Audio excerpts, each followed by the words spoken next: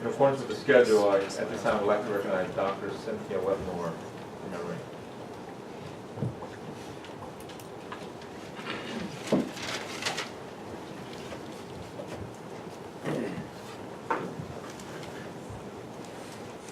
Thank you very much for allowing me to speak. I grew up in Minnesota. I'm from Minnesota. I still hold my Minnesota license, and I'm a member of the Minnesota Medical Association. And it hasn't been without hiccups, but it really has gone quite smoothly and quite well. And they're tracking the data very carefully, so I'm sure that they will certainly have data in the very near future. So I'm speaking today, Representative Peake asked me to say a few words just about the medicinal use of cannabinoids. It's not that we don't know anything about it. We know actually quite a lot about it. It's licensed for medical uses in 25 different countries, and I'll talk a little bit more about that. And there's really some pretty unequivocal data about its benefit. Now, not across the board, it's not good for every disorder. I became aware of the use of medical cannabis when I was taking care of children with brain tumors, and I felt anecdotally there was some benefit in decreasing the amount of seizures that they had, that these children with brain tumors had. So I was very intrigued by it, and I have been very proactive about learning more about it. So I come today as a medical professional, but also I represent Children's Healthcare of Atlanta and also Emory University School of Medicine. So there have been many historical references. I think that we've all heard a number of these. I think the important things to know is that it was used, cannabis was used in the Western medicine in the 19th century. The U.S. Treasury actually began taxing cannabis at $1 per ounce for medicinal use. The American Medical Association at that time was against this taxing. This was in the 1930s, 1940s, because the AMA wanted physicians to be able to prescribe medical cannabis in order to understand and study the conditions for which it might be helpful. For recreational use, they taxed it at $100 an ounce.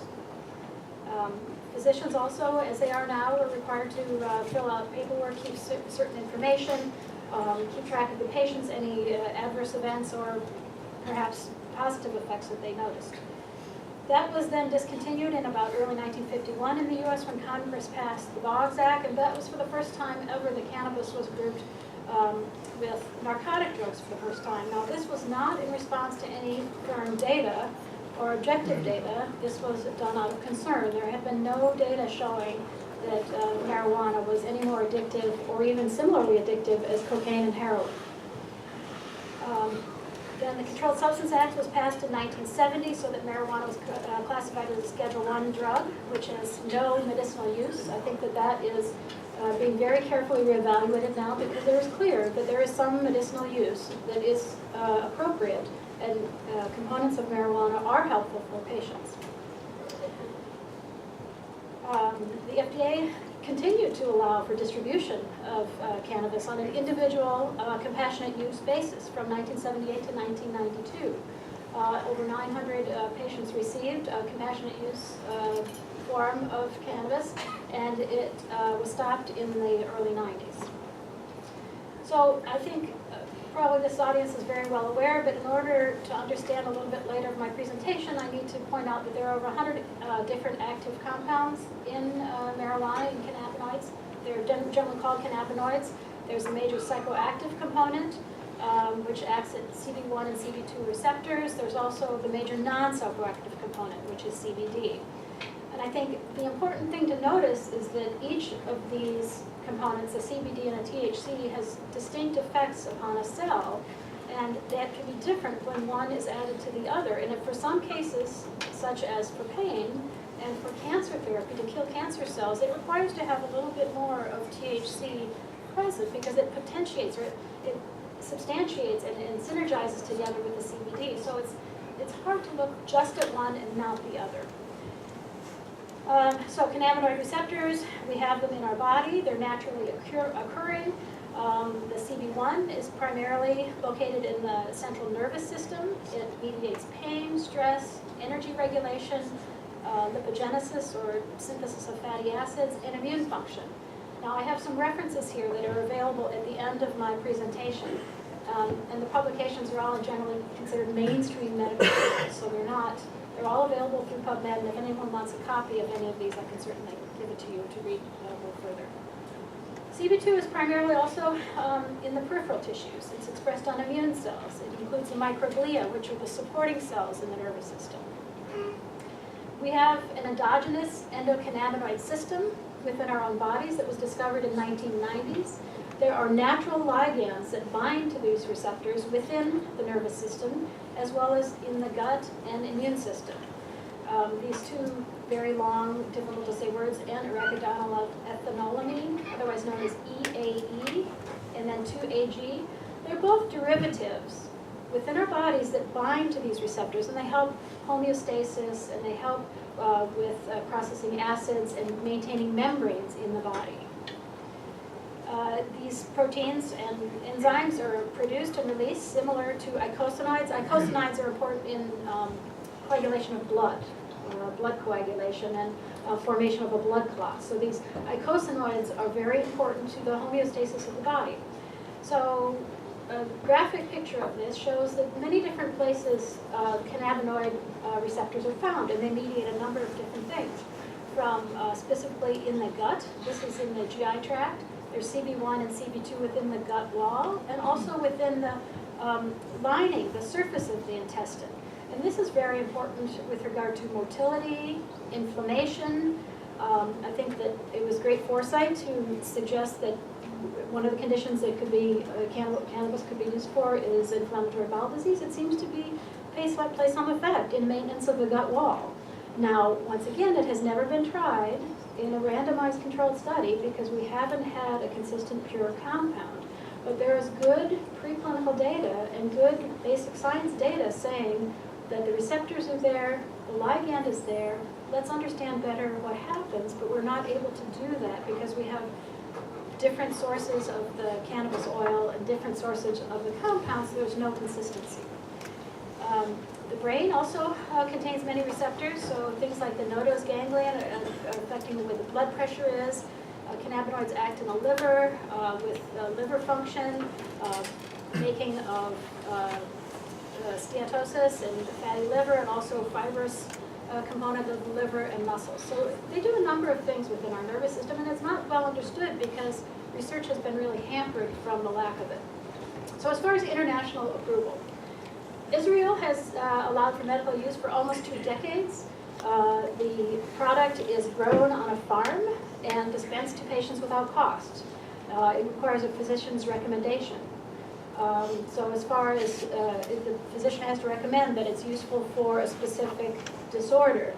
And Israel, of note, has not noticed a big spike in crazy potheads running around town through the country. Now, it's a little bit different than the Minnesota model in the sense that they grow it as more of a state control, but it requires a physician recommendation.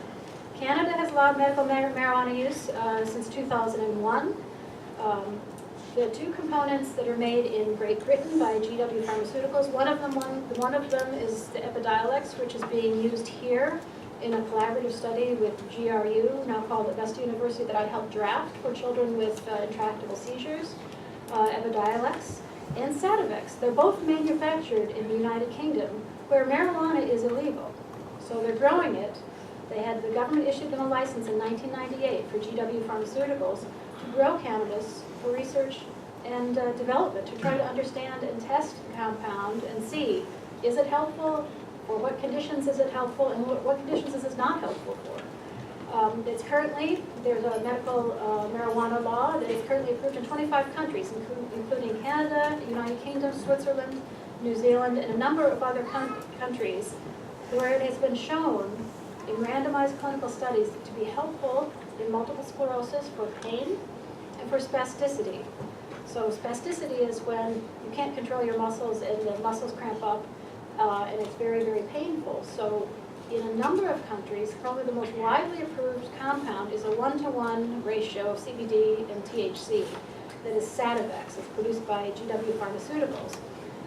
Sativex is the only non-opioid treatment that's in phase 3 studies. The U.S. is participating in those studies, even though, it's against the law here, but the federal government has said the FDA said that it's important that we study this and we try to understand it.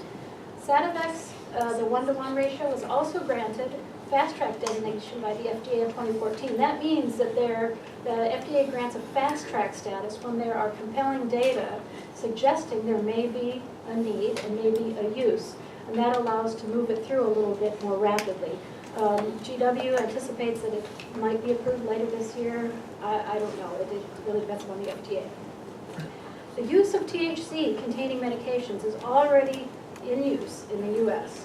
I treat my pediatric cancer patients with Marinol, which is 100% THC. It helps with nausea, vomiting, appetite boosting. These little kids are getting poison in their veins, chemotherapy, and the Marinol helps them stop throwing up. Now, it doesn't work on every kid. It doesn't help all the children. And yes, they do get a little bit goofy, and they sometimes see, green monsters.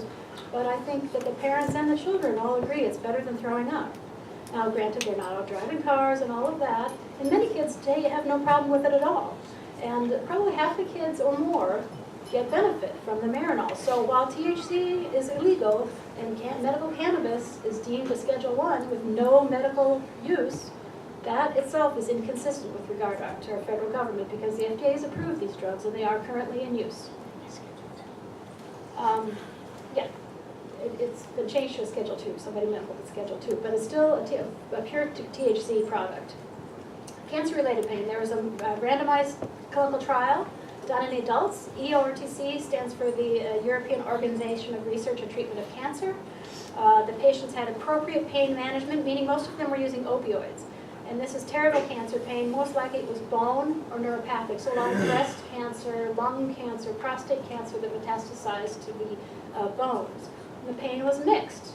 It was bony pain as well as this burning, relentless nerve pain. And they found that if the patients were allowed to titrate to effect, and this was with Sativex, so this was a 1-to-1 THC CBD, they found that one spray every 15 minutes, and it's taken, as Representative Peake said, like an inhaler, was very effective, and so that 43% of the patients taking the combination reported benefit. Now, the patients that had the pain reported no benefit whatsoever taking THC alone.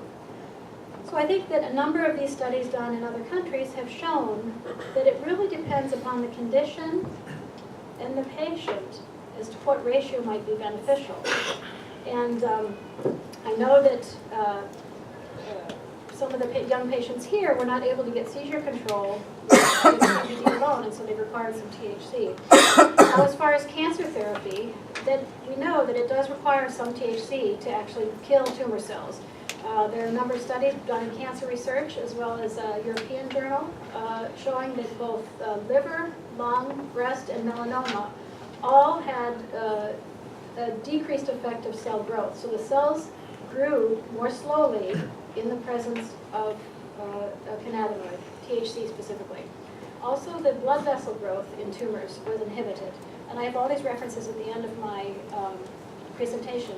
And this review was done in the Nature Review of Cancer, which is a pretty high-profile, very reputable journal. And so I think that the data are actually pretty robust. In tumor cell migration, there were a number of studies done in Europe and also Israel where they've infused THC with a little side pack similar to an insulin pump. They've infused it into the brain of patients with a glioma, and those patients had fewer metastases of those glioma cells. So it appears that THC infusion, and now this is a very small study with a few number of patients, but in that situation it did seem to be beneficial. So I think that if someone says that there is no medical use of any form of cannabidiol, I think that that is not true, and it's not supported by the data. So then, this is just one last data slide showing the THC. This is showing a graph of these are tumor cells that are grown in a mouse flame. So this is a way that we can study human tumor cells growing in a mouse. And the top, this shows tumor growth. The top one was essentially saline, not the dish of anything, and then the next one was THC, and then a chemotherapy in combination. It showed that the temozolomide in combination with the THC actually showed pretty tremendous reduction in tumor growth. And the bottom picture here shows that when the CBD is actually combined with the THC at lower amounts. So the amount up here was the top one was actually 15 milligrams per kilogram. The lower graph shows that when CBD is combined at half that, you're able to cut both of them down by half. So I think there's clearly something that needs research and needs study here. So how are we going to do this? So there are, as Representative Peake said, that there are a number of states that allow cannabis and support the medical use of cannabis. But what are we going to do from here? And I think without a doubt, the medical literature says that THC is absolutely helpful in palliating nausea, vomiting, and increasing appetite. It's currently licensed and used for these conditions in the US as well as many, many other countries. CBD plus THC is helpful in relieving multiple sclerosis pain. This has been demonstrated by a randomized clinical study with the pharmaceutical grade Sativex, which is a one-to-one combination provided by GW Pharmaceuticals. It's currently licensed in 25 other countries. Also now being used off-license for cancer pain. We know from work done in our own state that Epidiolex has been effective in reducing seizure frequency in children, and also through the compassionate use study of Epidiolex throughout the country. Over 400 children have been treated with Epidiolex, and over half of them showed a decrease in the number of seizures. This has been reported at the American Academy of Neurology meeting at last April, and is being published very soon. We know that there's preclinical evidence of anti-tumor activity, and the only way to test these studies and test the effectiveness is through a clinical study. So the conclusion that I would bring for your consideration, please, is that the only way to determine safety and efficacy is through well-designed clinical trials. We cannot currently do those clinical trials in Georgia because of limitations. Most of the cannabidiol oil is imported from others, all of it is imported from other states, and every batch there's a variable consistency. You cannot run a clinical trial if it's not an absolutely reproducible, safe, and clinical grade oil. By growing it here, it would allow us to regulate it. It would allow us to have an agent that we could test for safety and efficacy. I'm sure there are conditions for which that's not of any use. But we could determine that, and a model similar to Minnesota will allow us at Emory and Children's to actually run these clinical trials. We have very experienced clinical investigators. We have the largest cohort of pediatric patients anywhere in the country. We have a diverse population. We could very readily get trials up and going and test whether it's helpful in cancer pain, and sickle cell pain, or seizure control. And one last point I would like to bring to your attention is that one of the problems right now is that physicians are reluctant to get involved. One, because of lack of education. They may not be aware of the medical data supporting the efficacy of some cannabis products for medical care. But also there's a burden of the reporting. And so the physician has to go in themselves in the database and file the reporting. What we're trying to hope for is that maybe a nurse or someone from the phone can contact the family and actually go in and do their reporting, because a lot of physicians are so busy in their practice, they can't take an extra 5 minutes to go and actually complete the reporting. So that's all I've prepared. I have references here, and I'd be happy to take questions. Representative Strickland. Thank you, Mr. Chairman. Dr. Wetmore, do we know if there's a certain percentage level or amount of THC for the average sized person that would actually create the high that we all think of with marijuana? That's a very good question. Right at this time, no. So there have been some studies that have looked at impairment, for example, in driving. And one of the problems is actually measuring it. They've been trying to look at breathalyzer, blood test. It's difficult to measure precisely the amount of THC that is dissolved in the blood. So it has not been able to be determined. And I think that it would depend upon whether you're a small person or a larger person, and I don't have those data. Okay. Thank you. Representative Sedgwick. Thank you, Mr. Chairman. Doctor, appreciate your being here today. I've tried to listen carefully, and I wanted to ask a couple questions, if I could, Mr. Chair, just to speak specifically to some of the issues raised. If you don't mind limiting to one. Okay, I'll give you a long rambling question. How about that? And then you're also welcome to email me afterwards if I can provide any further information. I'd be happy to. What I heard you say was that the Epidiolex has been clinically demonstrated to be successful, which is, you know, It's been helpful in about half of the pediatric patients that were treated on an open access study. Doesn't mean it's effective. For those patients, about half of them benefited in reducing the number of seizures. Sure. You said that you know, pure THC medications were helpful in palliating. As there's not been demonstrated tests where it's cured things. But I think for members of the public, palliating versus a more substantial definitive cure is certainly a very different thing. It is effective in reducing nausea and vomiting. Correct. We have no studies in cancer showing that it's cured any cancer. I think alone it's probably very unlikely and impossible to cure cancer with one drug. There's no magic bullet. But in combination, in the animal studies, they've shown that in combination with standard chemotherapy, it makes the chemotherapy even more potent. And with Sativex, you talked about some specific clinical studies that in some limited circumstances, but some circumstances, the 1-to-1 ratio CBD-THC did show some clinical promise, and I wanted to really hone in on that.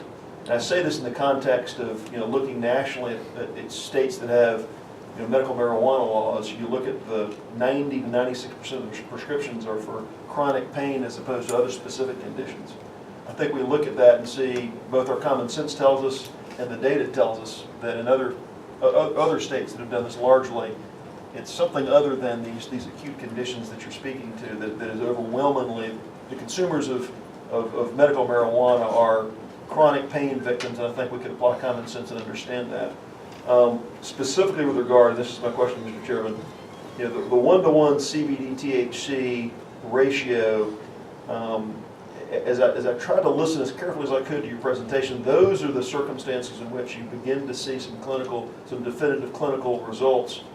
But you know, 80 to 90% THC resin is not a 1-to-1 CBD-THC.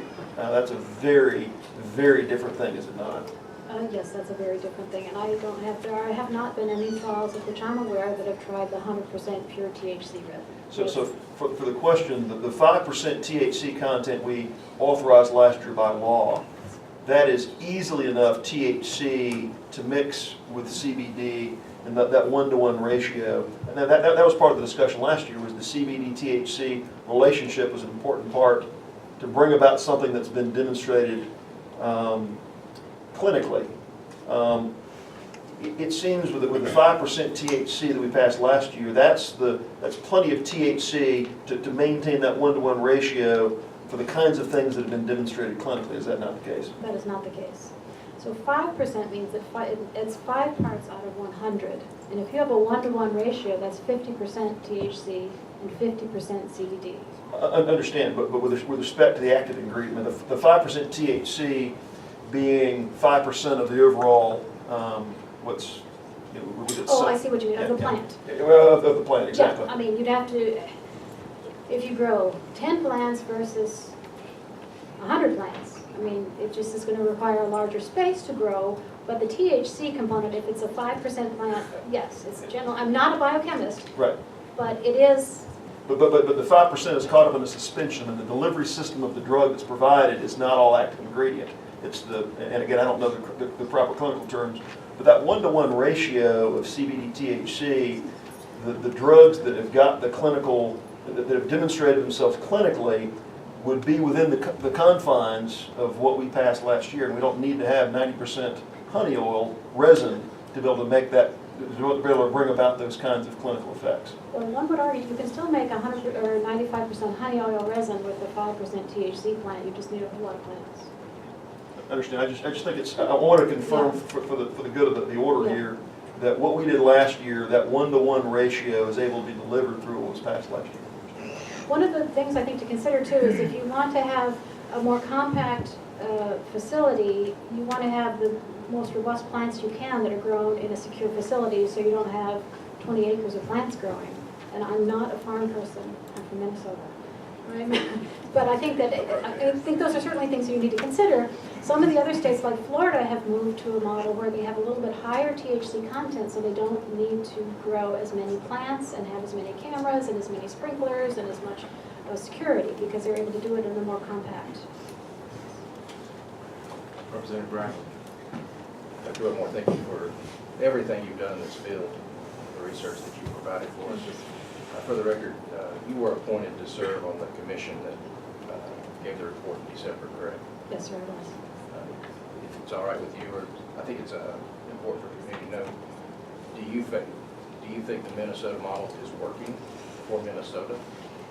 Yes, I think the data show that it is working, and some of my colleagues are now able to run some clinical trials and determine, is this really effective for things like cancer, autism? I mean, clearly it's not a panacea for everything, but having a regulated, consistent source of the product, it allows us to do so much more and learn so much more than just buying stuff over the internet. You know, so, an analogy, some of my patients take coral calcium. They want to take natural calcium. Calcium is an element. It's the same whether you get it from Tums or coral. The problem is if you take it from coral, you're likely getting lead poisoning as well because there's a high amount of lead. So while it's natural because it comes from coral, it's worse for you than Tums because that's elemental calcium.